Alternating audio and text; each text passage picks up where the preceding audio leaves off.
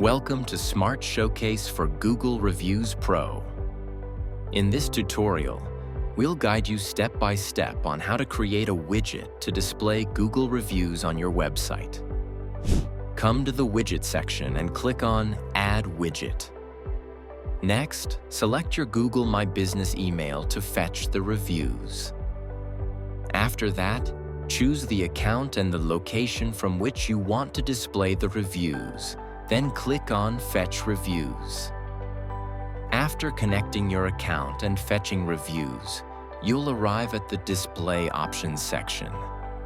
This is where you can customize how your reviews widget will appear on your site. Here, you'll have the option to choose from several different display layouts. Let's go through them. Slider. This layout offers a dynamic, interactive way to showcase your content. Grid. Ideal for a clean and structured presentation of your reviews. List. A more detailed linear approach that lets you display reviews in a straightforward list format. Badge. A compact option, perfect for displaying key information without taking up much space. Pop-up. A more interactive layout, ideal for highlighting content when clicked, creating a smooth user experience. Choose the layout that best fits your website's design and functionality. Once you've selected your preferred layout, simply save all settings.